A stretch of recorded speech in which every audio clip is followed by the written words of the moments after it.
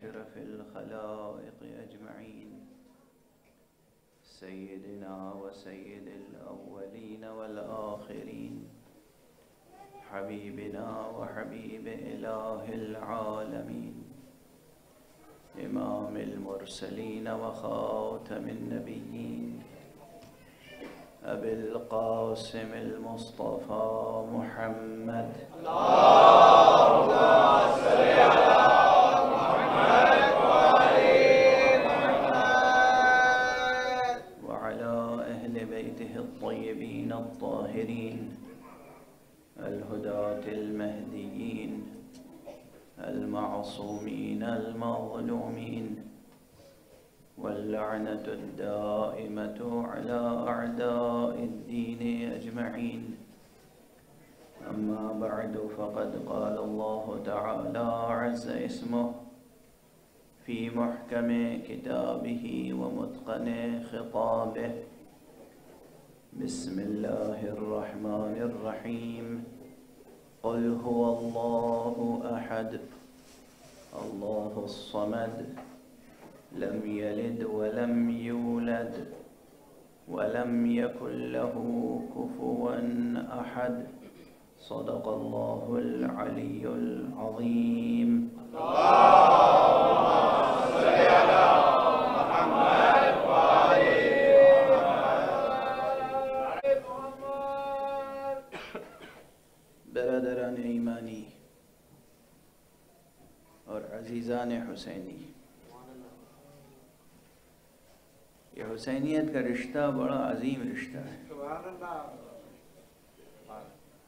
اگر یہ رشتہ قائم ہو جائے تو اس سے زیادہ مستحکم کوئی رشتہ ہو نہیں سکتا.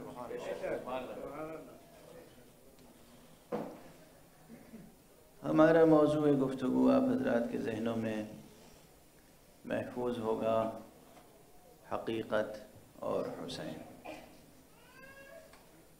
یہ عنوان فلسفیانہ اعتبار سے بھی اہم ہے اور عرفانی اعتبار سے بھی، کلامی اعتبار سے بھی اہم ہے اور تاریخی اعتبار سے بھی. لفظ حقیقت کا تعلق براہ راست حق سے ہے.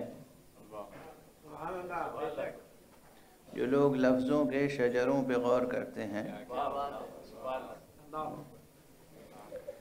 لفظوں کے بھی شجرے ہوتے ہیں اور اس میں بھی کچھ اصیل شجرے ہوتے ہیں، کچھ دخیل ہوتے ہیں. جو لوگ لسانیات کا اور علم لغت کا ذوق رکھتے ہیں وہ جانتے ہیں ہر زبان میں یہ کچھ ہے، لیکن عربی زبان میں کچھ زیادہ ہی ہے کہ کچھ الفاظ کے اصیل اور عزیز اور شریف اور کریم شجرے ہوتے ہیں اور کچھ دخیل الفاظ ہوتے ہیں. لفظ حقیقت اصیل شجرے سے ہے اور اس کا تعلق حق سے ہے. ہے قاف قاف یہ روٹ ورڈ ہے، مادہ یہ ہے. اس سے جب فعیل بنا تو حقیق بنا، حقیق سے حقیقہ بنا، پھر یہ ایک فلسفیانہ اصطلاح ہو گئی. بنیادی طور پر فلسفیانہ اصطلاح کی حیثیت سے حقیقت کہتے ہیں اسے جو کسی ذات کے ساتھ اس طرح ثابت ہو کہ کبھی بدلی نہ جا سکے.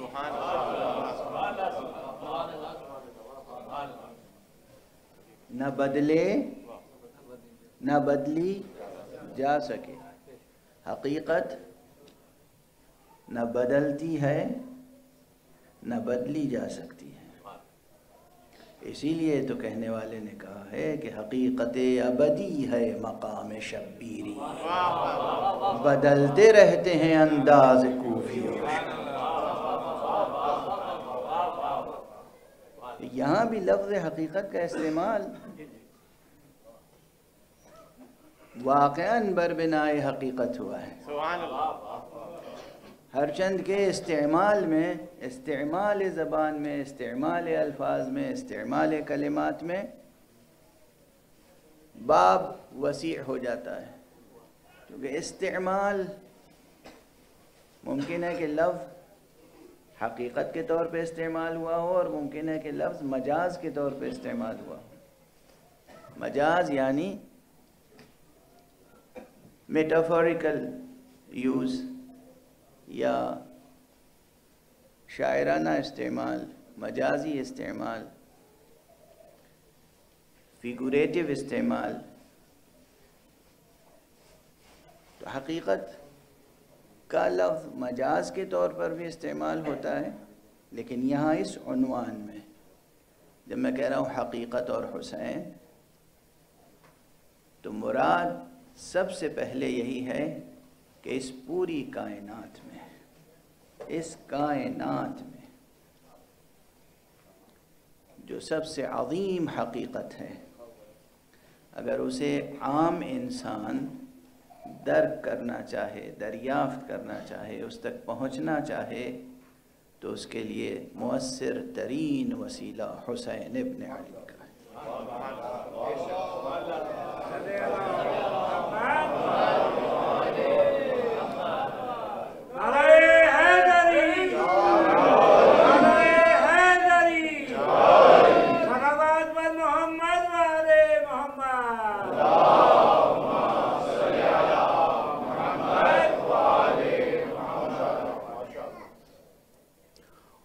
عرض کر دوں کہ یہ کوئی خطیبانہ مبالغہ نہیں ہے، یہ کوئی شاعرانہ مبالغہ نہیں ہے، یعنی ایسا نہیں ہے کہ بات کو بڑھا چڑھا کر آپ کے سامنے عرض کیا جا رہا ہو، ایسا نہیں ہے۔ جس قدر آپ ڈوبتے چلے جائیں گے،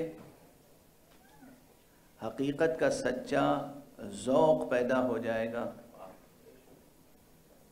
اتنا ہی حسین سمجھ میں آتے چلے جائیں گے۔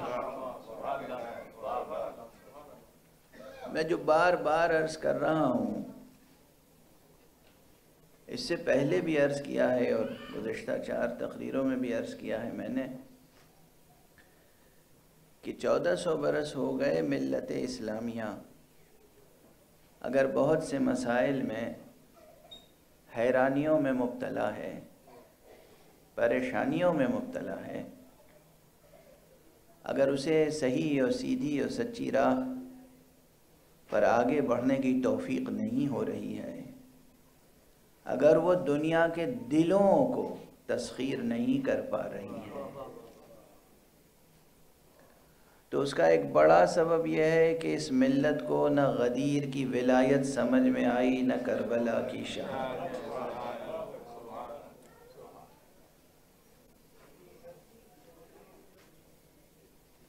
یہ بڑا المیہ ہے اس ملت کا، یہ اس ملت کا بڑا المیہ ہے، اور میں تیار ہوں جس کا جی چاہے مجھ سے مناظرہ کر لے، اور جس کا جی چاہے جہاں جی چاہے مجھ سے مباہلہ کر لے۔ یہ 2 بہت اساسی بنیادی وجہیں ہیں جو آج پوری دنیا میں اسلام آج بھی عزیز اور پسندیدہ ہے، لیکن مسلمان ناپسندیدہ ہے۔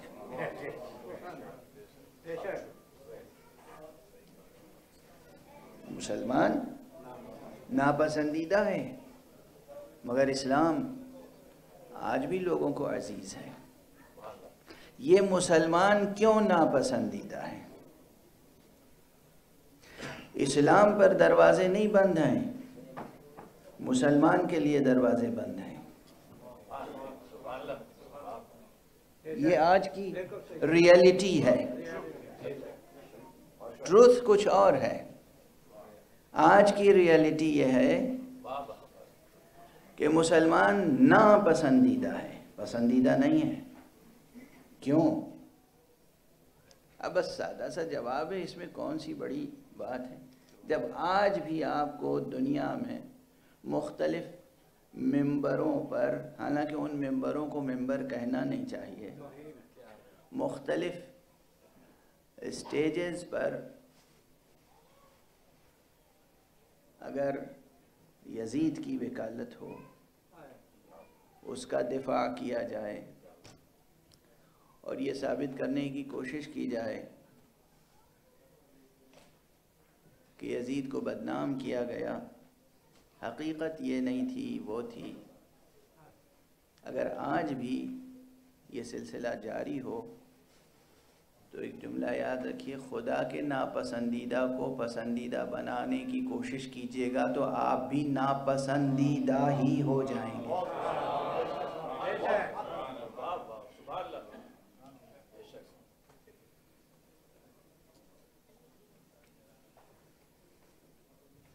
آج ایک عجیب و غریب درد پیدا ہو گیا، انشاءاللہ آپ حضرات کی صلوات سے سہارا مل جائے گا۔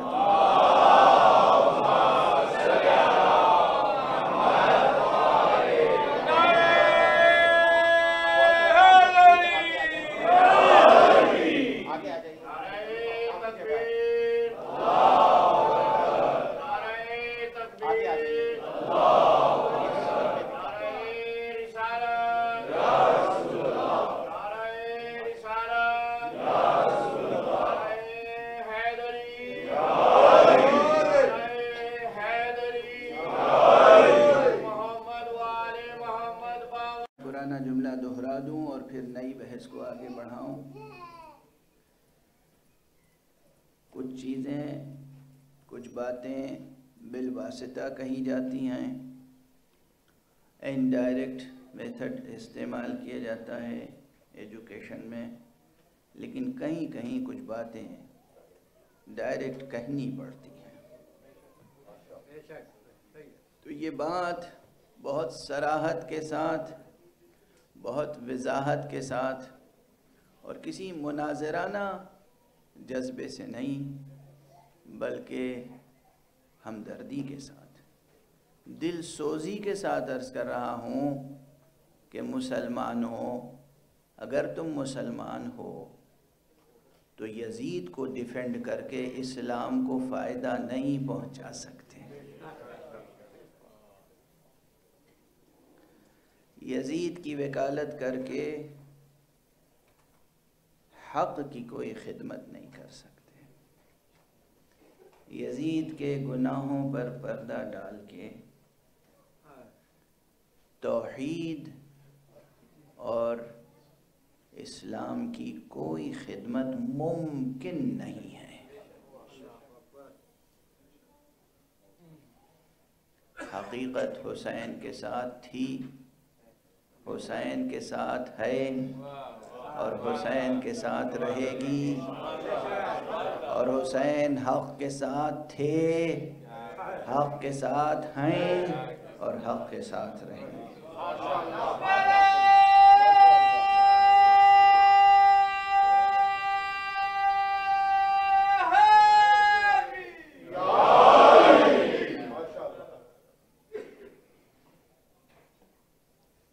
اب یہ باتیں تو براہ راست عرض کر دی میں نے، لیکن اپنے اسلوب میں اگر اس سلسلہ فکر کو آگے بڑھاؤں، تسلسل فکر کو آگے بڑھاؤں کہ میں نے کچھ باتیں چھیڑی تھیں، یاد دلائی تھیں یا ذکر کی تھیں کہ حقیقت تک پہنچنے کے لیے یا کسی بھی شے تک پہنچنے کے لیے جو واسطہ ہے وہ کیا ہے؟ علم۔ اور علم کیا ہے، یہی بڑا مسئلہ ہے۔ اور اس سلسلے میں نے عرض کیا تھا کہ جب انسانی ذہن کام کرتا ہے، جب ہیومن مائنڈ کام کرتا ہے تو اس پوری کائنات پر جب نظر ڈالتا ہے تو ارسطوٹل کے نقطہ نظر سے وہ ہر چیز کو 10 کیٹیگریز میں کلیسیفائی کر دیتا ہے. اس میں بھی سب سے پہلی منزل میں تو 2 کلیسیفیکیشنز ہوتی ہیں. ایک یہ کہ کائنات میں پائی جانے والی چیزیں جو نظر آتی ہیں ہمیں، اس میں کچھ چیزیں ہوتی ہیں جو خود قائم رہتی ہیں، وہ اپنے ہونے کے لیے کسی دوسرے کے سہارے کی محتاج نہیں ہوتی. قائم بالذات، اپنی بینگ کے لیے، اپنی ایگزسٹنس کے لیے وہ کسی دوسرے سہارے کی محتاج نہیں ہوتی. اسے سبسٹنس کہتے ہیں، اسے کہتے ہیں جوہر. عربی میں کہتے ہیں جوہر، انگریزی میں کہتے ہیں سبسٹنس. لیکن بہت سی چیزیں ایسی ہیں جو قائم رہنے کے لیے کسی دوسری چیز کی محتاج ہوتی ہیں وہ بھی، انہیں بھی ایگزسٹنس کا ایک حصہ حاصل ہے، ایک حظ حاصل ہے وجود کا، بینگ میں شمار ہوتی ہیں وہ، لیکن وہ اپنے ہونے کے لیے کسی دوسرے کی محتاج ہوتی ہیں. فلسفی کی زبان میں اسے ایکسیڈنٹ کہتے ہیں. اب آپ کا ذہن ادھر نہ چلا جائے جو سڑکوں پہ ایکسیڈنٹ ہوا کرتا ہے. یہ فلسفیکل ٹرمینالوجی ہے کہ کچھ چیزیں ہیں سبسٹنس اور کچھ چیزیں ہیں ایکسیڈنٹس. یہ ایکسیڈنٹس کی 9 قسمیں ہیں. تو 9 یہ اور ایک سبسٹنس ملا کے کتنی ہوئی؟ 10. اس طرح یہ 10 کیٹیگریز وجود میں آئیں. اچھا، اس پہ کام کرنے کی ضرورت ہے کہ یہ 10 کی 11 بھی ہو سکتی ہیں یا نہیں، 10 کی 9 بھی ہو سکتی ہیں یا نہیں. یہ سب پر کام کرنے کی ضرورت ہے اور کام ہوا ہے اس پر نظر ڈالنے کی ضرورت ہے. لیکن چونکہ یہ کلاس فلسفی کی تو ہے نہیں، یہ تو ہم اس میٹیریل کو استعمال کر رہے ہیں صرف اس لیے تاکہ ہماری آپ کی فکر بیدار ہو جائے اور ہم حقیقت اور علم اور حسین کے رشتے کو سمجھ سکیں اور ہم دوسروں کو سمجھا بھی سکیں. تو یہ جو 10 کیٹیگریز ہیں اس میں ایک تو ہے سبسٹنس. سبسٹنس کیا ہے؟ جوہر کیا ہے؟ جو خود قائم بالذات ہے، جو اپنے قائم ہونے کے لیے، اپنے وجود کے لیے، اپنی بقا کے لیے، اپنی بینگ کے لیے، اپنے ایگزسٹنس کے لیے کسی غیر کا محتاج نہیں ہے. اب یہ جب میں نے ایک جملہ کہا تو ایک علی الاطلاق بات سمجھ میں آئے گی، ایبسولوٹ بات سمجھ میں آئے گی، لیکن ایبسولوٹ ہے نہیں یہاں پہلی منزل میں. لیکن مثال دینے کے لیے پہلے زمین سے گفتگو شروع ہو تب نہ آسمان تک پہنچے گی. تو کچھ چیزیں ہیں جو خود قائم ہیں، انہیں کہتے ہیں جوہر، سبسٹنس. کچھ چیزیں ہیں جو خود قائم نہیں رہ سکتی، دوسرے کے سہارے سے نمودار ہو سکتی ہیں، دوسرے کے سہارے سے قائم ہو سکتی ہیں، انہیں کہتے ہیں ایکسیڈنٹس. اور یہ جو ایکسیڈنٹس ہیں اس کی مثال مثلا دیوار ہے، پتھر پہ پتھر رکھتے چلے جائیے، اینٹ پہ اینٹ رکھتے چلے جائیے، بلاک پہ بلاک رکھتے چلے جائیے، دیوار کھڑی ہو جائے گی. دیوار کسی دوسرے کی محتاج نہیں ہے، مگر جو دیوار کے اوپر رنگ ہے یہ بھی ہے یا نہیں ہے؟ دیوار بھی ہے، دیوار پر رنگ بھی ہے، مگر دیوار کھڑی ہونے کے لیے کسی دوسرے کی محتاج نہیں ہے، رنگ دیوار کا محتاج ہے.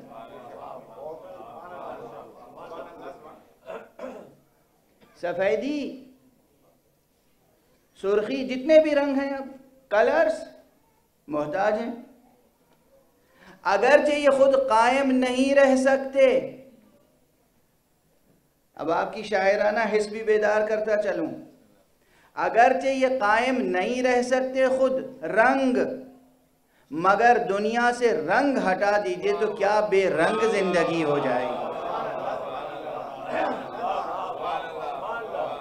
کیا بے رونق زندگی ہو جائے گی. زمین کے سبززاروں سے لے کر اور افلاک پر، آسمانوں پر پھیلے ہوئے شفق تک، آفاق میں جو شفق پھولتی ہے اس تک رنگ ہی رنگ ہے۔ اسی طرح اور بہت سی چیزیں، اب ایک مثال کافی ہے ورنہ پوری کلاس اسی عرض و جوہر کی بحث میں صرف ہو جائے گی۔ مثال کے ساتھ میں عرض کر دوں کہ اب یہ جو ایکسیڈنٹس ہیں، عرض جو نو ہیں، ان میں ایک ہے کوانٹیٹی، ایک ہے کوالٹی،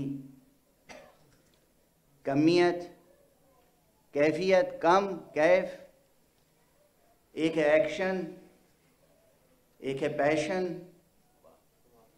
یہ سب ایکسیڈنٹس ہیں، یہ سب اعراض ہیں جو آپ فعل انجام دیتے ہیں۔ یہ فعل یہ وجود کا ایک حصہ ہے، مگر کون سا وجود ہے؟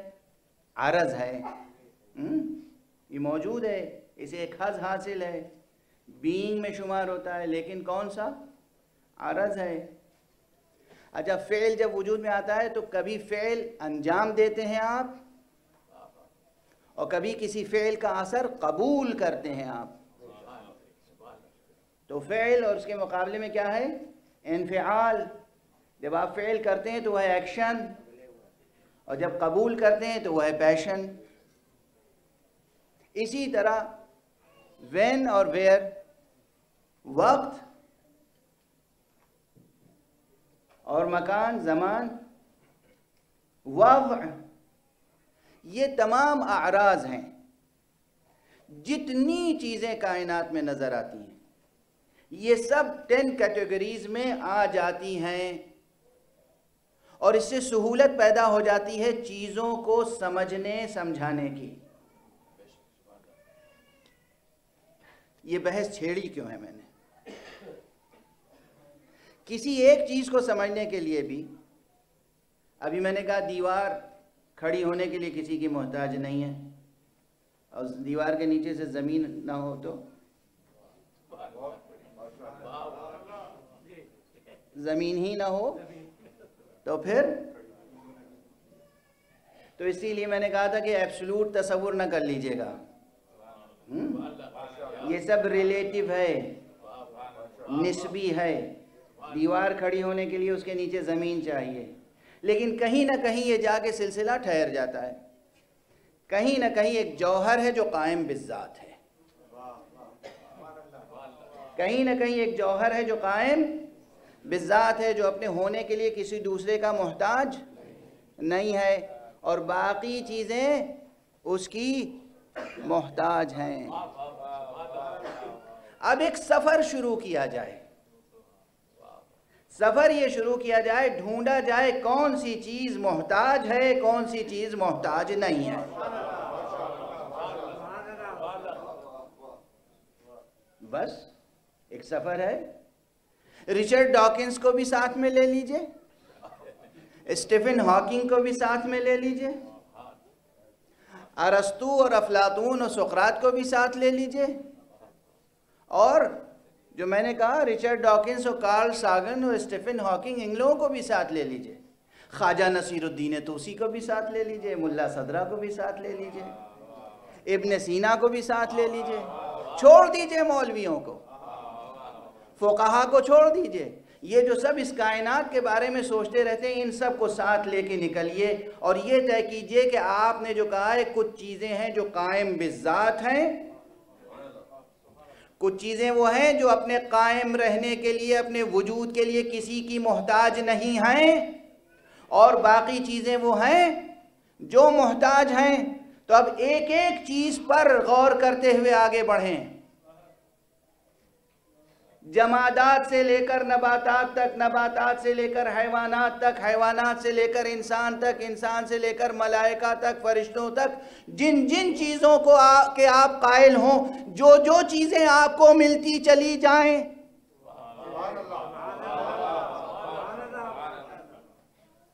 حقیقت کی جستجو ہے نا، اور اس کے بعد یہ پہلے طے کر لیجئے کہ وہ کون سی شے ہے جو اپنے قائم رہنے کے لیے کسی کی محتاج نہیں۔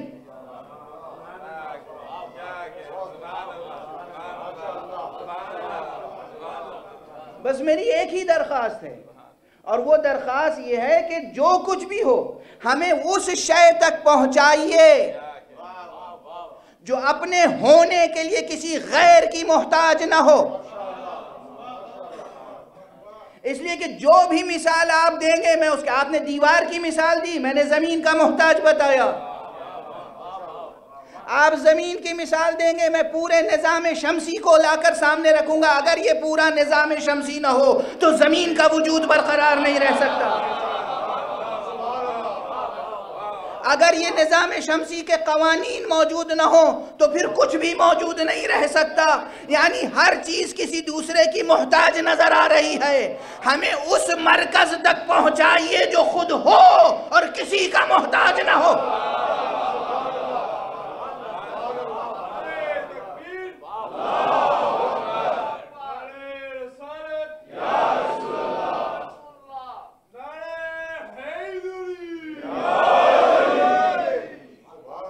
ایک اور بلندر صلوات پڑھ دیجیے۔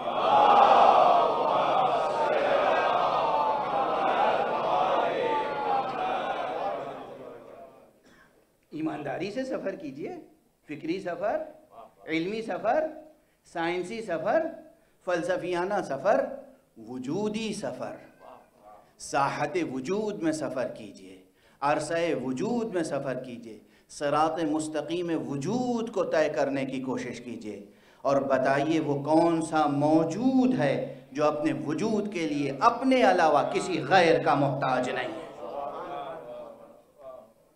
اس سفر کو طے کرنے کے لیے ہی آپ کو تجرید کا سفر طے کرنا پڑے گا، آپ کو میٹر سے ایبسٹریکٹ تک کا سفر طے کرنا پڑے گا۔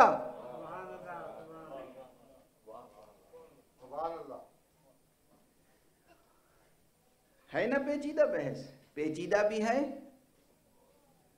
لیکن دلچسپ بھی ہے اور ضروری بھی ہے، اتنا ذوق آپ سب میں ہونا چاہیے۔ ایک جملہ جو مجھے بہت بعد میں کہنا ہے، ابھی کہہ دوں، آ گیا زبان پر، کیونکہ یہ بیچ میں چند مشہور قسم کے ملحدوں کا نام آ گیا تھا۔ ملحد ہیں، وہ اپنے کو خود ملحد کہتے ہیں، تو یہ کوئی ان کے لیے خدا نخواستہ دشنام نہیں ہے، میں ملحد کہہ کے ان کی توہین نہیں کر رہا ہوں، اگر خود سے کوئی اپنی توہین کر رہی ہے تو وہ ایک الگ بات ہے، وہ خود کہتے ہیں ہم خدا کے قائل نہیں ہیں۔ تو ایک جملہ یہیں پہ جو میں عرض کرنا چاہ رہا ہوں، بڑا دلچسپ جملہ اسٹیفن ہاکنگ کے قلم سے لکھوایا گیا، کیونکہ شروع سے تو وہ خدا کے قائل تھے، بعد میں دھیرے دھیرے ان کو خدا سے دور لے جایا گیا، اور پھر یہ جملہ لکھوایا گیا کہ ہم نے کائنات میں سب کچھ دیکھ لیا، دور تک دیکھ لیا، بڑی مؤثر ٹیلیسکوپس لگا کے دیکھ لیا، ہمیں کہیں جنت و دوزخ نظر نہیں آئی، نہ جنت نظر آئی نہ دوزخ نظر آئی، تو غالباً جنت و دوزخ نہیں ہے، غالباً خدا نہیں ہے، اس لیے آپ آزادی سے، خوش ذوقی کے ساتھ، اپنے حسب منشا جیسی زندگی چاہے بسر کریں۔ میں بس ایک بات کہنا چاہتا ہوں، بڑی بحث کو سمیٹ کر یہاں پر جوانوں کے لیے ہدیہ ہے، تحفہ ہے یہ جملہ، اسے خطیبانہ جملہ نہ سمجھیے گا۔ بھائی، آپ کو کسی نے اپنے گھر میں اگر بلایا ہے تو آپ وہی چیزیں دیکھ سکتے ہیں جسے صاحب خانہ دکھائے۔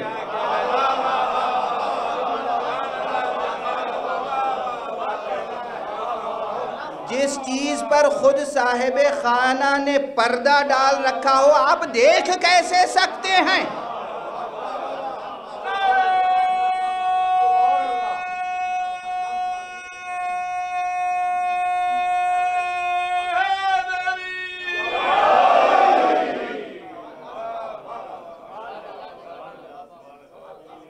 آپ دیکھ کیسے سکتے ہیں؟ جو چیز رکھی گئی ہو پوشیدہ، صاحب خانہ نے جس چیز کو خود پوشیدہ کر دیا ہو، آپ اسے دیکھ کیسے سکتے ہیں؟ ممکن کیسے؟ اور پھر حجابات کی قسمیں،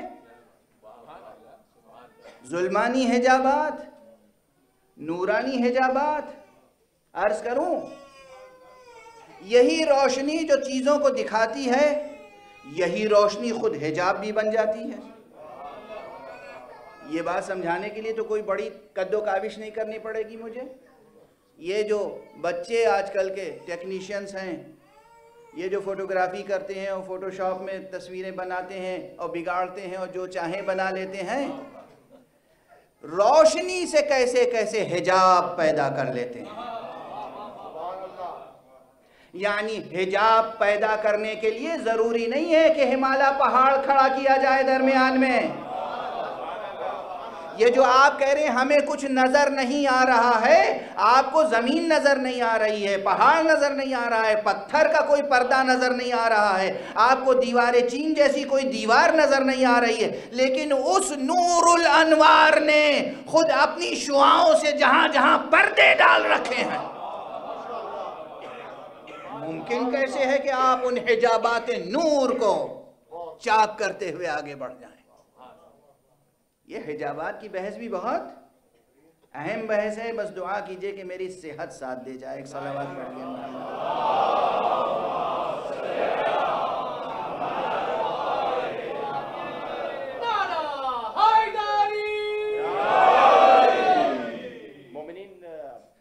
صلوات پڑھتے ہوئے ذرا اور سمٹتے آئیے، ممبر کے قریب آ جائیے۔ پیچھے سے بھی سب لوگ تھوڑا تھوڑا سا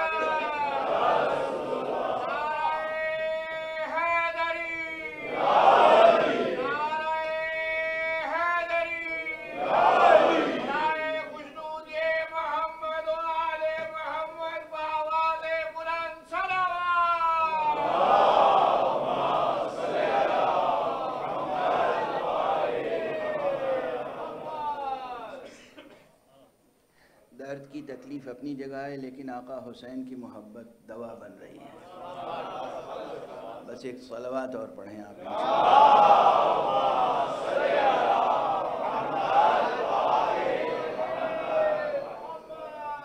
اب یہ سب میں اشارات دیتا ہوا آگے بڑھ رہا ہوں، اشارے کرتا ہوا آگے بڑھ رہا ہوں کہ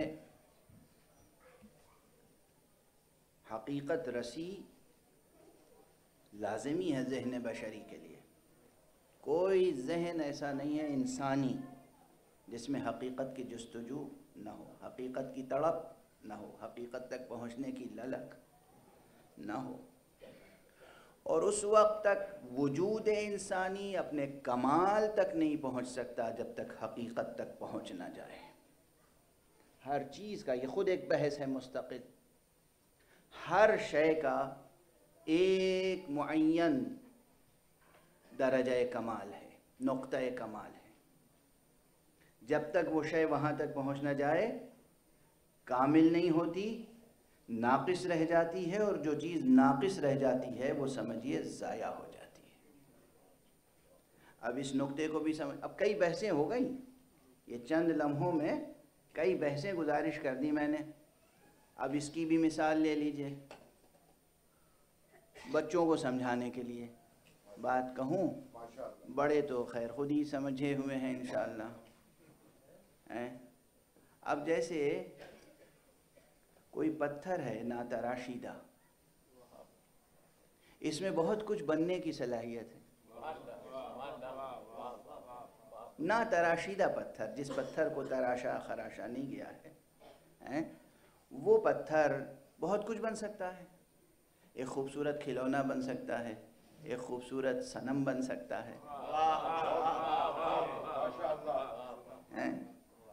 گھر کی آرائش کا سامان بن سکتا ہے، قلعے اور محل کی آرائش کا سامان بن سکتا ہے۔ خود اس پتھر کو تراش کر خوبصورت اینٹیں بن سکتی ہیں اور عمدہ اس سے محل تعمیر ہو سکتا ہے۔ پتھر تراش کے تخت بن سکتا ہے۔ جو پرانے بادشاہ ہیں، بہت سے بادشاہ ایسے ہیں کہ ان کے تخت جو ہیں وہ پتھر کے تھے، وہ چاہے سنگ مرمر کے ہوں، سنگ سفید کے ہوں، سنگ سیاہ کے ہوں، مختلف قسم کے پتھر سے بنے ہوئے تخت تھے۔ اور بعض تخت ایسے تھے کہ کئی منزلہ پورا وہ چھوٹا سا محل ہوتا تھا اسے تخت کہتے تھے. خاص طور سے ایران کے ایک بادشاہ نے طاقدیس نام کا ایک اپنا ایسا بنایا تھا تخت کہ وہ تخت کاہے کو تھا، پورا ایک محل تھا. تو بہرحال پتھر جب تک تراشا نہ جائے اپنے کمال کے درجے تک نہیں پہنچ سکتا. اور پتھر کی قسمیں ہیں. یہ پتھر پیدا ہی فطرت نے، آغوش فطرت میں پتھر اس لیے دست قدرت نے پیدا کیا ہے کہ اس سے آپ مختلف ضرورتیں پوری کریں. جب یہ پتھر کاٹا جائے گا، تراشا جائے گا اور اپنی صحیح جگہ پر پہنچ جائے گا تو اس کا سفر کمال مکمل ہو جائے گا. یعنی کسی چیز کا اپنے کمال کے درجے پر پہنچ جانا، یہی سفر ہے اس کا. نباتات کی مثال لے لیجئے. پھول کھلتے ہیں، یہ پھول واقعاً کسی کے تاج سر کی زینت بن جائیں یا کسی محبوب و معشوق کے گلو کی زینت بن جائیں، ہار بن جائیں، یا اس پھول میں سے عطر کشید کر کے خوشبو بکھیرنے کے لیے استعمال کر لیا جائے، یہ پھول کے وجود کا سفر کمال ہے. واضح ہے. درخت لگا دیا آپ نے، ابھی بیج ہے، بیج زمین میں، زمین کی گود میں آپ نے بیج ڈال دیا. اب یہ بیج درخت بنے گا، پھر اس میں کلیاں آئیں گی، پھول کھلیں گے، پھر پھل آئے گا. جب پھل رسیدہ ہو جائے اور یہ پھل آپ کی ضیافت کے لائق ہو جائے تو پھر اس بیج کا سفر کمال پورا ہوگا. ہے نا؟ یہ سب حقیقی باتیں، یہی ہے اس کا سفر کمال. تو پتھر کا سفر کمال یہ ہے کہ تراش خراش کے اس کو اس جگہ پہنچا دیا جائے جہاں کے لیے وہ بنا ہے، جو اس کے امکانات ہیں روشن ہو جائیں. جو امکانات پوشیدہ ہیں وہ فعلیت میں بدل جائیں. جو بیج ہے وہ درخت بن کے خود پھل دینے لگے. تو ہر چیز کا ایک سفر کمال ہے. انسان کا سفر کمال کیا ہے؟ کیا یہ مسئلہ غور طلب نہیں ہے؟ انسان کا سفر کمال کیا ہے؟ کیا انسان کا سفر کمال یہ ہے عزیزو کہ پتھر کو تراش کے بت بناؤ اور پھر خود اس بت کے آگے سجدہ کرو؟ اگر یہی سفر کمال ہے تو بتاؤ زوال کس کا نام ہے؟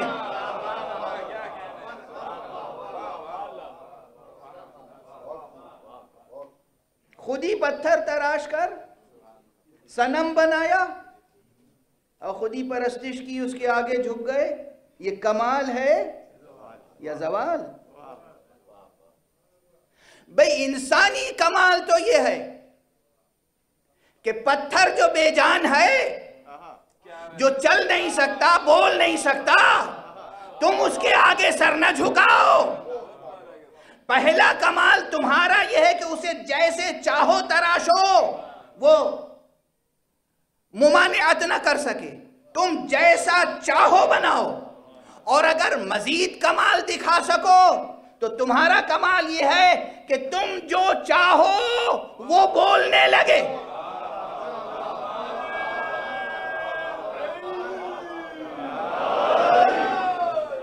یعنی پتھر ہاتھ پر لے لو اور اس سے کہو گواہی تو دو، اور وہ کہے لا الہ الا اللہ محمد الرسول اللہ.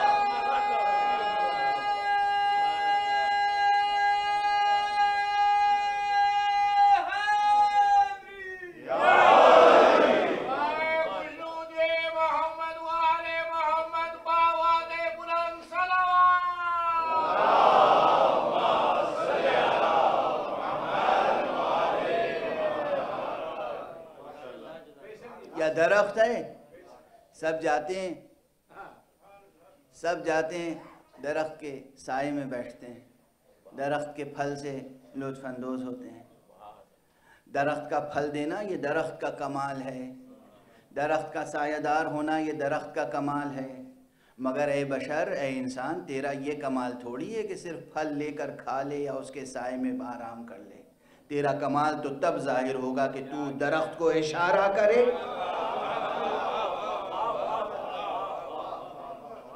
اور پھر یہ درخت اپنی جڑوں سمیت، اپنی جڑوں کے ساتھ زمین سے اکھڑ کر اور اس طرح چلتا ہوا آئے جیسے کوئی ہوش مند چلتا ہے،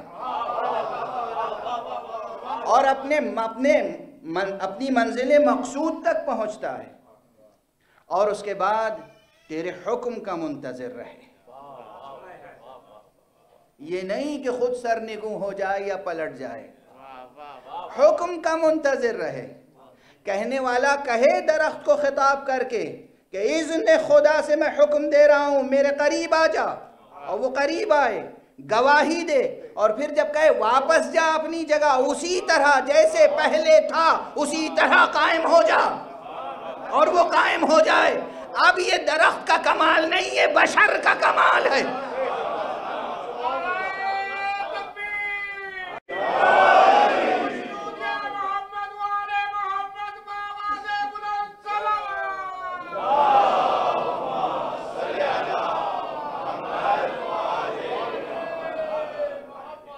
بشر کا کمال ہے۔ بشر کا کمال یہ نہیں ہے کہ چاند کی روشنی میں اپنی راتیں رنگین بنا لے۔ بشر کا کمال یہ چاند کا سورج سے کسب ضیاء کر کے زمین تک پہنچانا چاند کا کمال،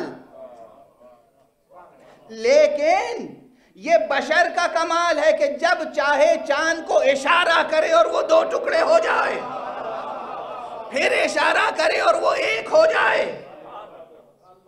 سورج کا کمال ہے روشنی دینا، سورج کا کمال ہے بنائے ہوئے اللہ کے بنائے ہوئے فطری قوانین کے مطابق گردش کرنا، مگر یہ بشر کا کمال ہے کہ وہ ڈوبے ہوئے سورج کو چاہے تو پلٹا دے۔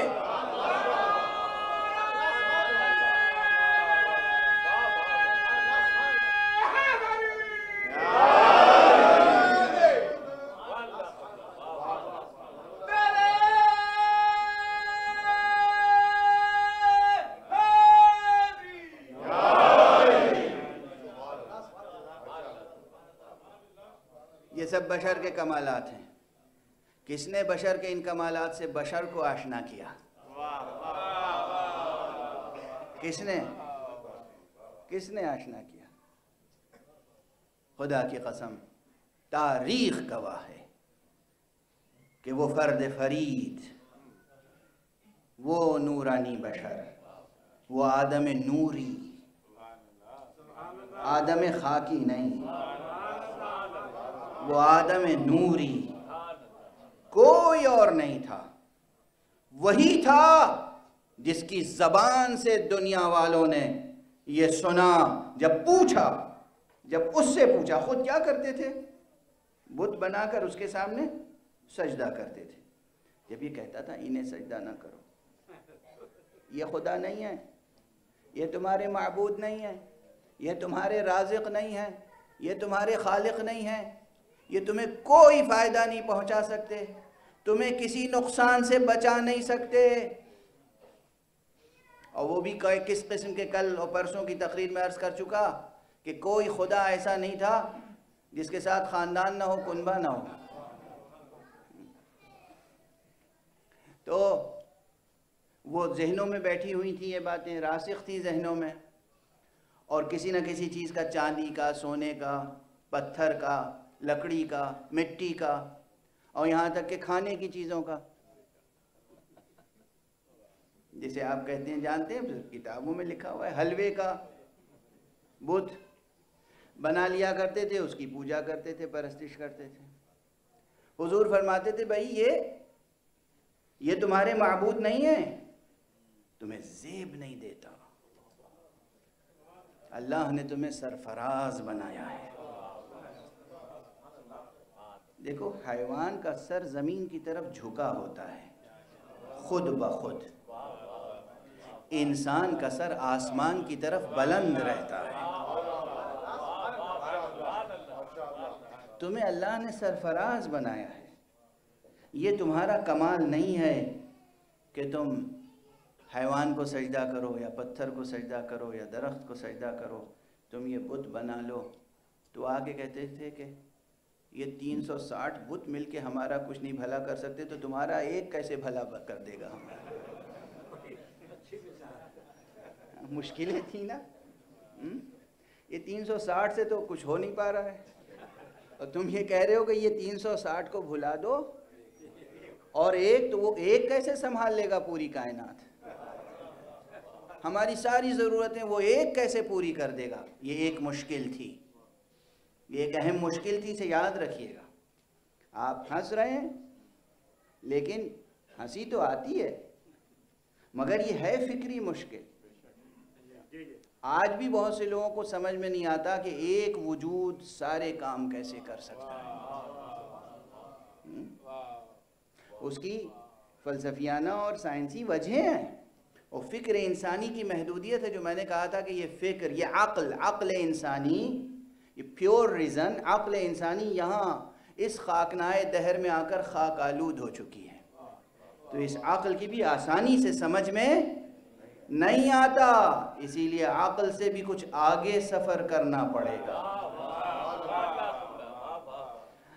جملہ شاعرانہ ضرور ہے مگر محض شاعری نہیں ہے، بڑی حقیقت کی بات کہہ رہا ہوں۔ دیکھو، جنون کے دو رتبے ہیں، ایک جنون وہ ہے جو واقعاً انسانی ذہن کے خلل کا نام ہے، مرض کا نام ہے، میں اس جنون کی بات نہیں کر رہا ہوں، لیکن جو ہمارے بڑے شعراء جنون کا تذکرہ کرتے ہیں، وہ اس عقل ناقص سے آگے بڑھ جانے کا نام جنون ہے، کہ اگر کوئی چیز عقل درک نہیں کر پا رہی ہے تو ہم اس سے آگے بھی تو سفر کریں۔ اب یہ ظاہر ہے نوجوان نسل کے لیے ایک بڑا مسئلہ ہے کہ عقل سے آگے کیا ہے۔ عرض کروں گا، بیچ میں گفتگو چھوڑ نہیں دوں گا، انشاءاللہ گفتگو عرض کروں گا، مکمل کروں گا کہ عقل کے آگے، ہماری عقل کے آگے، عقل بشری، یہ خاک آلود عقل، یہ اس دنیا میں آنے کے بعد جو عقل پراکندہ ہو گئی ہے، کند ہو گئی ہے، اس خود جیسے ہم چشمہ لگاتے ہیں نا، کیوں؟ مجبوری ہے، صحت خراب ہو گئی۔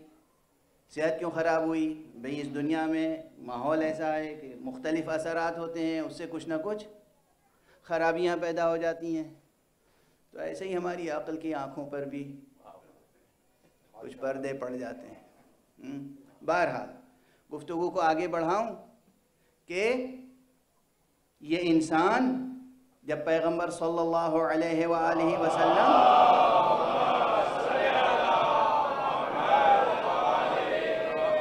بار بار فرما رہے تھے کہ دیکھو یہ بت تمہارے کام آنے والے نہیں ہیں، تو وہ پہلے تو یہ کہتے تھے کہ اتنے بت مل کر کچھ نہیں کر سکتے، ایک خدا کیسے کر لے گا آپ کا۔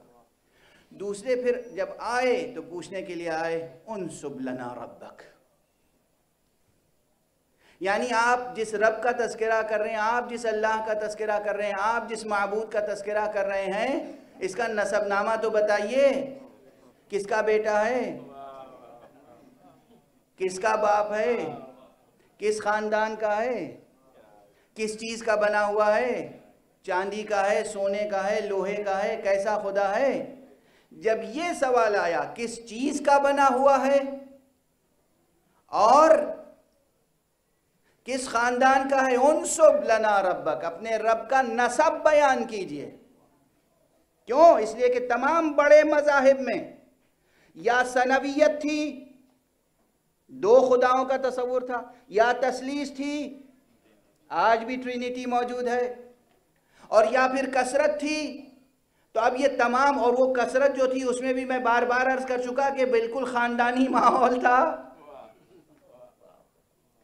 تو اس لیے سوال ہوتا تھا انسب، نسب بیان کیجئے، آپ کے خدا کا حسب نسب کیا ہے۔ جب یہ سوال ہوا اور اس وقت فرمایا بسم اللہ الرحمن الرحیم، قل هو اللہ احد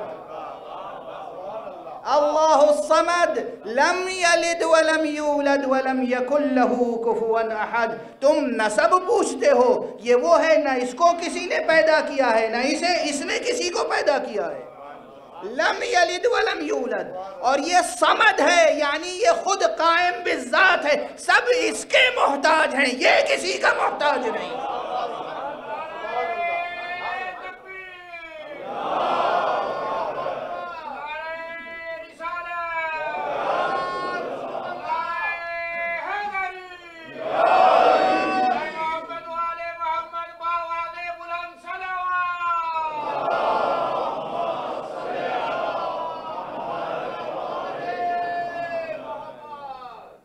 اب میں عرض کروں کس خوبصورتی سے، کس دلاویز طریقے سے، کس دلاویز طریقے سے، کس دل نشیں پیرائے میں، کس فکر انگیز پیرائے میں۔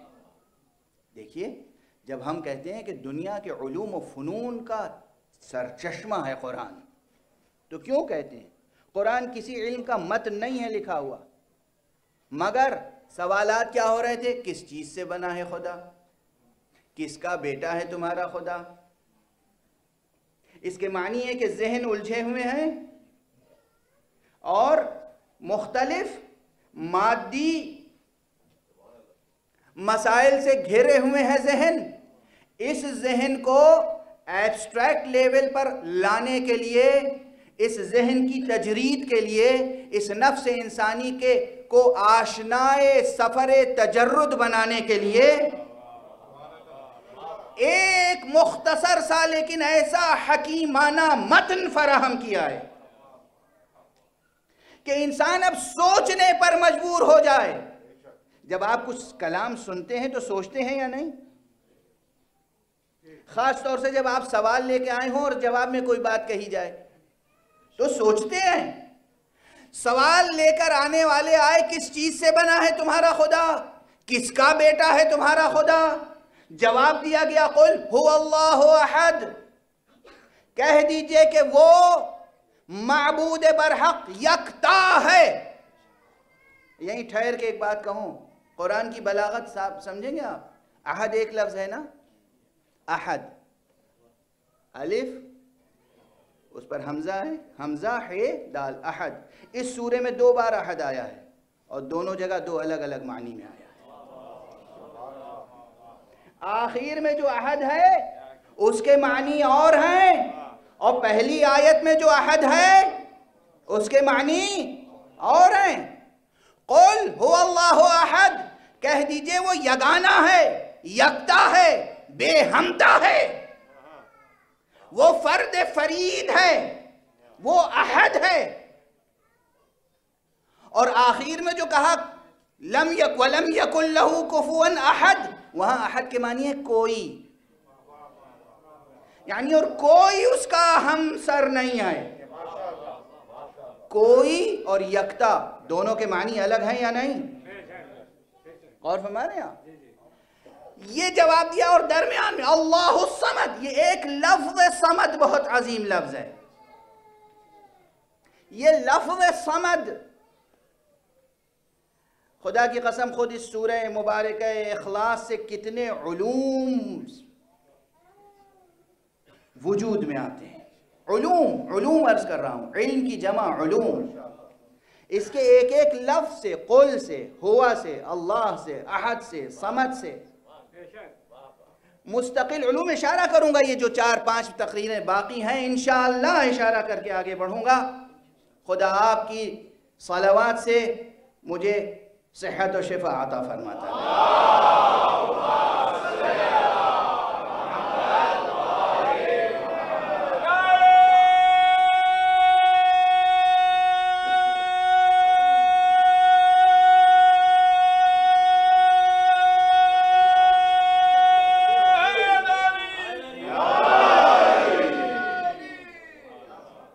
توجہ برقرار ہے آپ کی کہ اس وقت، اور اس وقت کیا، اس وقت سے لے کے آج تک، آج کیا دنیا میں مندر نہیں وجود رکھتے؟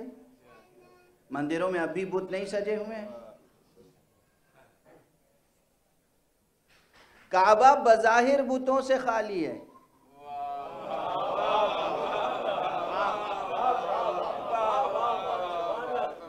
کعبہ بظاہر بتوں سے خالی ہے، مگر کعبے کے اطراف میں اور کعبے پر مادی اقتدار تو بتوں ہی کا ہے، اور وہ بھی پورے آل کے ساتھ، اولاد کے ساتھ۔ قبضہ تو آج بھی بتوں کا ہے۔ مسلمان کی توحید آج بھی خطرے میں ہے۔ آپس میں ایک دوسرے کو قتل کرنے کے لیے مسلمان کلمہ توحید کا سہارا لیتا ہے، اور ویسے خود مشرکوں کا سجدہ کیا کرتا ہے، نذرانے چڑھائے جاتے ہیں۔ اب ظاہر ہے میں کوئی سیاسی رخ نہیں دینا چاہتا اپنی تقریر کو، سیاست میرا میدان نہیں ہے، لیکن جہاں سیاست آ کے زندگی کو مجروح کر دے وہاں چیخ ضرور نکل جاتی ہے، فریاد ضرور نکل جاتی ہے۔ جو مسلمانوں کے ساتھ فریب کاری ہو رہی ہے، اور جو اسلام کے نام پر مسلمانوں کو دھوکہ دیا جا رہا ہے، جو کچھ آج دنیا میں سیاست میں ہو رہا ہے، جو کچھ اس سرزمین پر ہو رہا ہے جو حجاز کی سرزمین ہے، جو نزول قرآن کی سرزمین ہے، جہاں کعبہ ہے، جہاں حرم ہے، جہاں حرم نبوی ہے صلی اللہ علیہ وآلہ،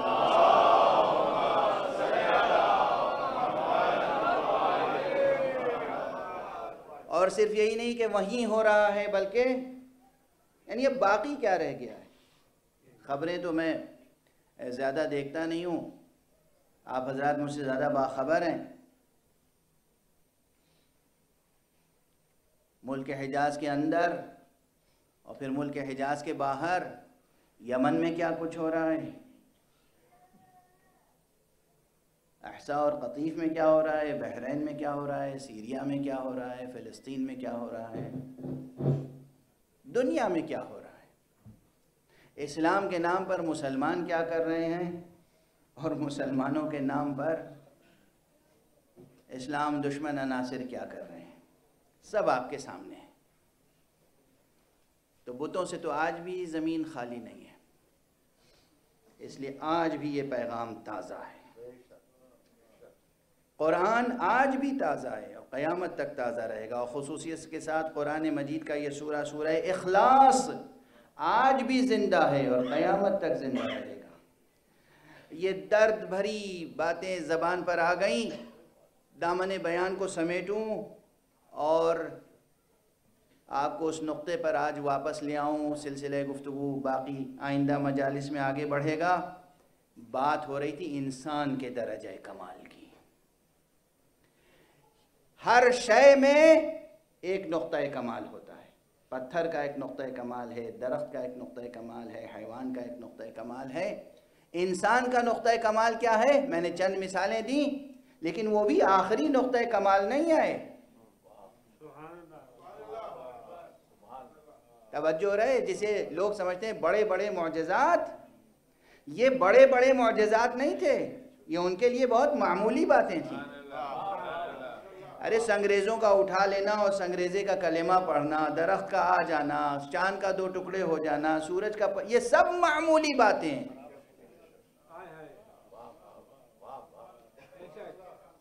تنگ نظروں، کور باطنوں، بہت سے لوگ تو انہیں اتنی بڑی بات سمجھتے ہیں کہ ناممکن سمجھتے ہیں اور اس کے بعد اس کا انکار کر دیتے ہیں۔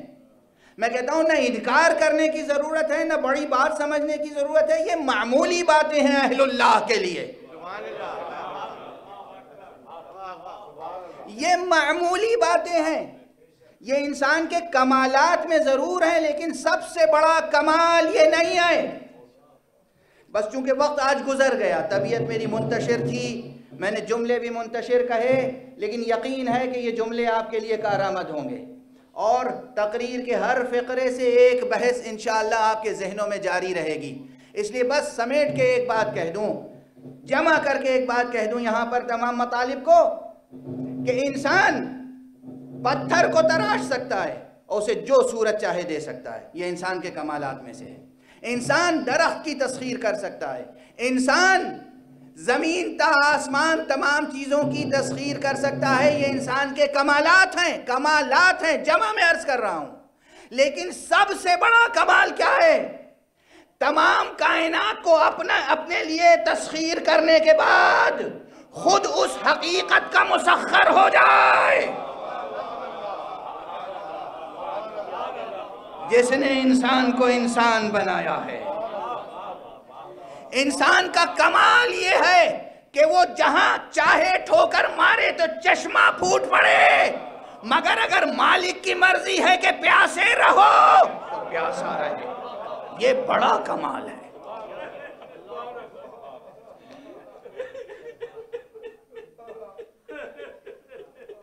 انسان معجز نما انسان جو معجزہ دکھا سکتا ہے، انسان جو تسخیر کر چکا ہے کائنات کو۔ انسان اگر پتھر کو اشارہ کرے تو قریب آ جائے، درخت کو اشارہ کرے تو قریب آ جائے۔ انسان اگر اشارہ کر دے تو دشمن کے ہاتھ میں شمشیر خود 2 ٹکڑے ہو کر زمین پر گر جائے، مگر خدا کی مرضی ہو تو شمشیر کے نیچے سر جھکا۔ یہ سب سے بڑا نقطہ کمال ہے۔ ہاں، ہر فرد کے لیے یہ بات سمجھنا مشکل ہے مگر ناممکن نہیں۔ مشکل ہے مگر ناممکن نہیں ہے۔ جوانوں، عزیزوں، دوستوں، طالب علموں، مغربی دنیا میں آپ یہاں کی یونیورسٹیز میں جا رہے ہیں، یہاں کا لٹریچر پڑھ رہے ہیں، آپ ملحدین کو پڑھ رہے ہیں، مگر ساتھ ساتھ اگر حقیقت تک پہنچنا ہے تو حسین کا دروازہ ضرور یاد رکھنا، حسین کی مجلسوں کو یاد رکھنا۔ حسین تک پہنچ جاؤ گے تو علی تک پہنچ جاؤ گے، علی تک پہنچ جاؤ گے تو محمد رسول اللہ تک پہنچ جاؤ گے، محمد رسول اللہ تک پہنچ جاؤ گے تو پھر اللہ تک پہنچ جاؤ گے، پھر تم اپنے اس کمال تک پہنچ جاؤ گے جس کے آگے کوئی کمال نہیں ہے۔ اگر تمہیں اپنے سفر کمال کو مکمل کرنا ہے، اور یہ ذوق ہونا چاہیے، یہ جذبہ ہونا چاہیے نا کہ ہم اپنے نقطہ کمال تک پہنچیں، اور نقطہ کمال تک پہنچنا کیا ہے؟ خدا تک پہنچنا ہے۔ وصال حق، دیدار حق، لقاء حق۔ اور یہ نہ سمجھو کہ یہ صرف انبیاء اور ائمہ کا مرتبہ ہے۔ کربلا آؤ، دیکھو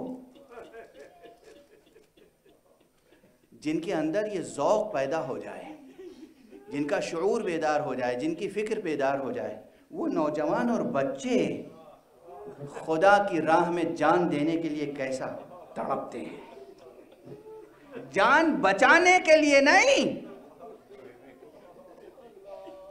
جان دینے کے لیے۔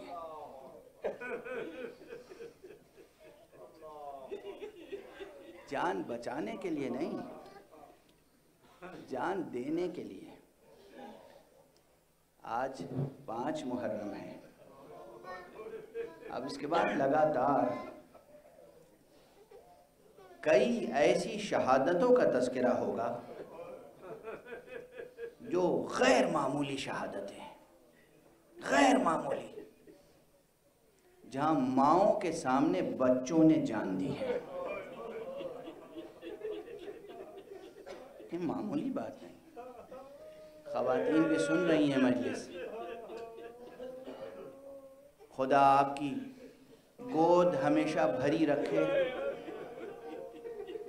کسی کی مانگ نہ اجڑے، کسی کی گودی خالی نہ ہو، خدا ہر گھر میں ہنستے کھیلتے بچے آباد رکھے، خدا آپ کو عطا کرے نسل، اولاد، ذریت۔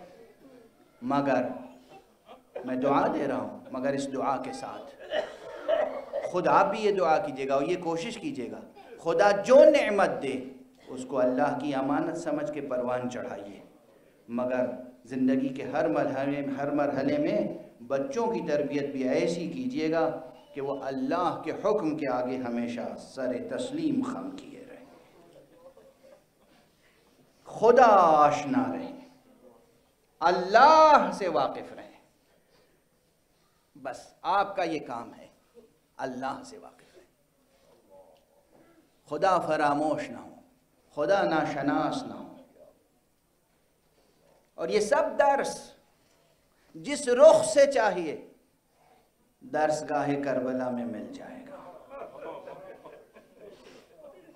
شیرخوار بچے سے لے کر نوجوان تک، نوجوان سے لے کر کڑیل جوان تک، کڑیل جوان سے لے کر 32 برس کے شجاع بہادر فتح تک، اور پھر اس کے آگے عمر کی آخری منزلوں میں، چاہے وہ 70 برس کا ہو یا 80 برس کا ہو، چاہے وہ حبیب ابن مظاہر ہوں، چاہے وہ انس ہوں، چاہے وہ مسلم ابن اوسجہ ہوں، سب میں ایک جذبہ ہے۔ عمریں الگ ہیں، عمر کے اعتبار سے ہر ایک کا ذوق الگ الگ ہو سکتا ہے، مگر ایک ذوق سب میں مشترک ہے، خدا کی راہ میں جان حاضر ہے۔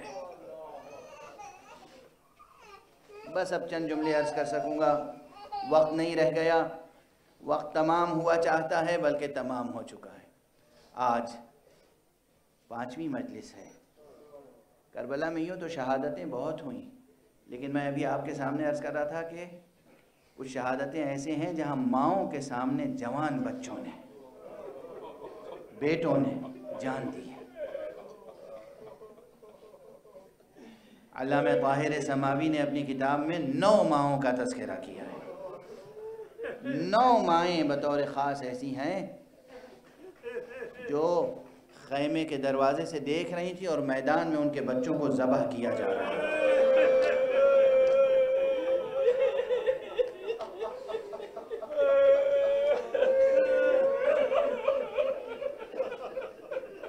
اور ان میں سب کے سب بنی ہاشم میں سے بھی نہیں ہیں۔ وہاب اور ام وہب کے واقعے سے لے کر اور خود حسین کے شیرخوار بچے اصغر اور رباب، کتنے بچے ہیں جو ماں کی نگاہوں کے سامنے ذبح ہو گئے، خدا کی راہ میں شہید ہو گئے۔ اور ان کا جذبہ کیا تھا؟ آپ کا سنا ہوا واقعہ ہے، ممکن ہے کل کی مجلس میں پھر دہراؤں اسے۔ جذبہ کیا تھا؟ بچوں کا، نوجوانوں کا۔ کہتے ہیں کہ امام حسن علیہ السلام کا ایک بیٹا تھا جو ابھی بالغ نہیں ہوا تھا، بالغ نہیں ہوا تھا، لم یبلغ الحلم، ابھی بالغ نہیں ہوا تھا۔ شب عاشور جب امام حسین نے آنے والے دن کے واقعات بیان کیے کہ دیکھو کل جنگ ہوگی، کل اللہ کی راہ میں جانیں نثار کرنی ہیں، تو اس کے بعد تقریر جب آقا کی ختم ہوئی تو یہ نوجوان اٹھا، امو جان یہ بتائیے کیا محضر شہادت میں میرا نام ہے یا نہیں؟ کیا جذبہ ہے، کیا جذبہ ہے۔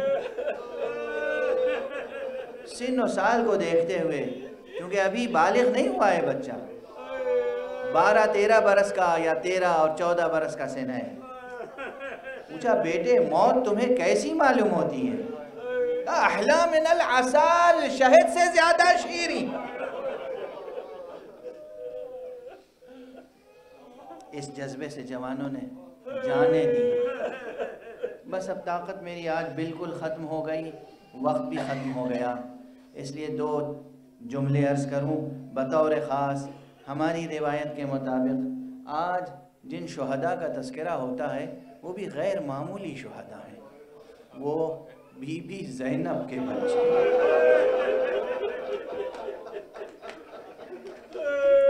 اجرکم علی اللہ۔ اچھا خدا کی قسم دے کے میں پوچھ رہا ہوں تم سے، عزیزو، جوانوں، بزرگوں، یہ بتاؤ،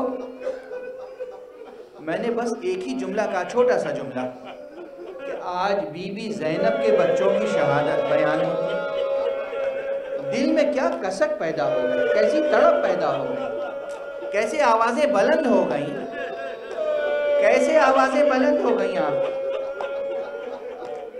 آپ کو ایک محبت ہے، آپ آج شہادت سن کے تڑپتے ہیں، بھلا بتائیے ماں نے آنکھوں سے دیکھا کیسے ہو؟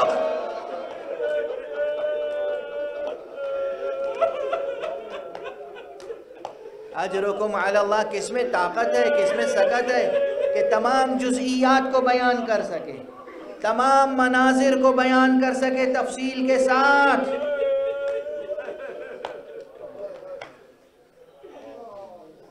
میں یہاں پر ٹھہر کر دعا کرتا ہوں، آپ بھی دعا کریں۔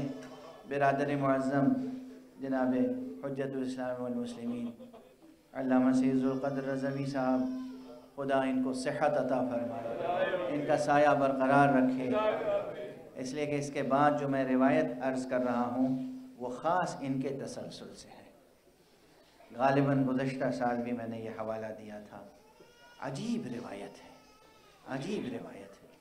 نجف اشرف میں آیت اللہ العظمیٰ خوئی کے ارشد تلامذہ میں سے تھے علامہ سید مہدی سویج الخطیب، اور وہ برادر معظم کے استاد تھے اور عظیم مصنف تھے، عظیم مصنف تھے۔ نثر میں، نظم میں سینکڑوں تصنیفات ہیں ان کی، اور تمام علوم میں تصنیفات ہیں، لیکن خطیب بھی تھے۔ ان کے سلسلہ سند اور ان کے سلسلہ روایت سے برادر معظم روایت کرتے ہیں، اور میں اس واقعے کو عرض کرتا ہوں۔ منبر پر اکثر خاص شہادت اون و محمد کے تعلق سے کچھ شہادتیں ایسی ہیں کہ جن کے تعلق سے آقا حسین نے خاص انداز اختیار کیا ہے۔ جناب عباس کے لیے ایک خاص انداز اختیار کیا، حضرت علی اکبر کے لیے ایک خاص انداز اختیار کیا، حضرت قاسم کے لیے ایک خاص انداز اختیار کیا، اون و محمد کے لیے بھی ایک خاص انداز اختیار کیا، بے نظیر، بے سابقہ، عجیب انداز ہے۔ بی بی زینب نے تو پوری رات شب عاشور اپنے بچوں کو خوب سجایا تھا، سنوارا تھا۔ یہ حقیقت ہے، شاعری نہیں، یہ حقیقت ہے، روایتوں میں تذکرہ ہے۔ بی بی زینب دونوں بچوں کو بٹھا کر اور ان کے سروں میں، زلفوں میں کنگھیاں کرتی ہے، اچھے سے اچھا لباس پہناتی ہے، عمامہ سر پہ باندھ کے سجی ہوئی صورتوں کے ساتھ نظر بھر کے دیکھتی ہے، اور اس کے بعد کہتی ہے بیٹا کل تمہیں شہید ہونا ہے، کل اللہ کی راہ میں جان دینا ہے، کل آقا حسین پر قربان ہونا ہے۔ بچوں کا حوصلہ دے رہی ہیں۔ کہیں سنا ہے کہ مائیں بچوں کو مرنے کے لیے جذبہ بیدار کر رہی ہیں؟ مگر یہ کربلا، یہ درسگاہ کربلا۔ جناب بی بی زینب نے شب بھر بچوں کو تلقین کی، نصیحت کی، خوب حوصلہ بڑھایا، خوب ہمت دلائی، اور صبح عاشور سجا سنوار کے بھائی کے پاس بھیج دیا۔ ایک ایک شہید جا رہے ہیں، شہید ہو رہے ہیں، اصحاب شہید ہو رہے ہیں۔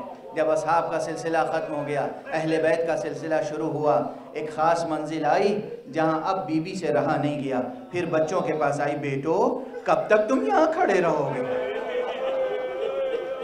کیا مجھے میری مادر گرامی فاطمہ کے سامنے شرمندہ کرو گے؟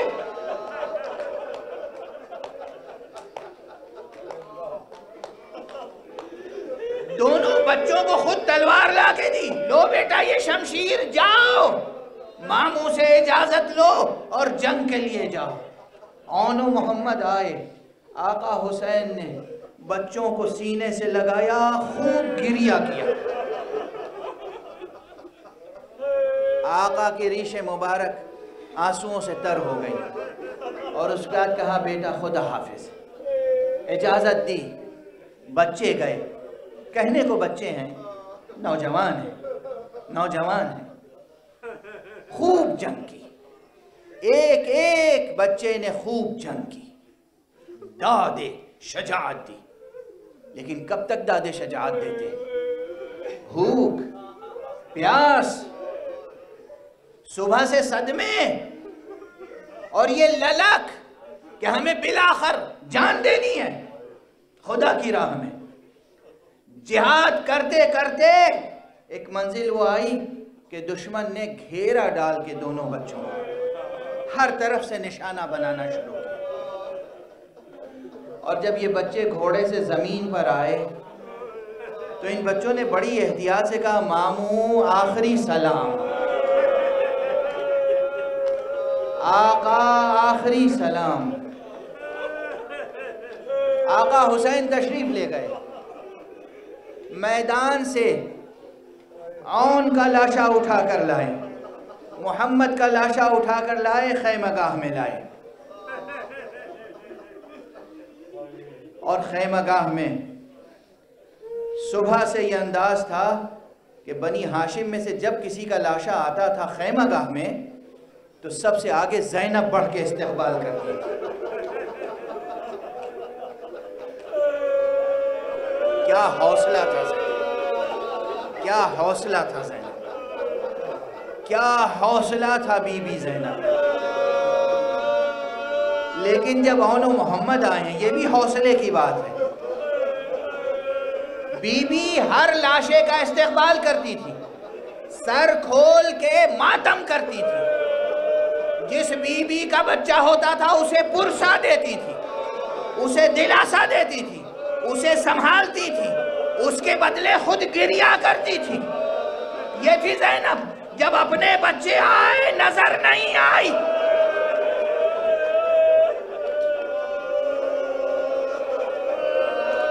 آقا حسین نے پوچھا بہن کہاں ہے، زینب کہاں ہے؟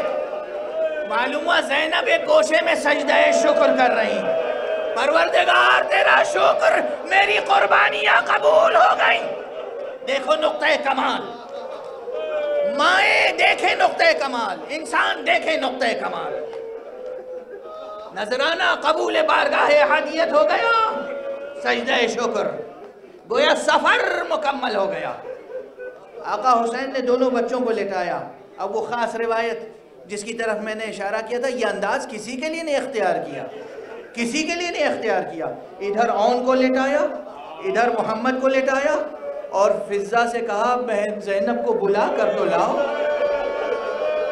اور خود دونوں بچوں کے درمیان لیٹ گئے، اور عجب انداز سے کبھی ادھر مڑتے تھے، اس بچے کو پیار کرتے تھے، اس کے رخسار پہ رخسار رکھتے تھے، کبھی ادھر مڑتے تھے، اس بچے کو پیار کرتے تھے، اس کے رخسار پہ رخسار رکھتے تھے، اور کہتے تھے مبارک ہو دادا کے ہاتھوں سے جام شہادت نوش کی، دادا کے ہاتھوں سے جام کوثر نوش کر لیا تم نے، مبارک ہو، بس اب زیادہ دیر نہیں ہے، تمہارے پیچھے یہ بوڑھا ماموں، یہ مجاہد بھی تمہارے پیچھے پیچھے آ رہا۔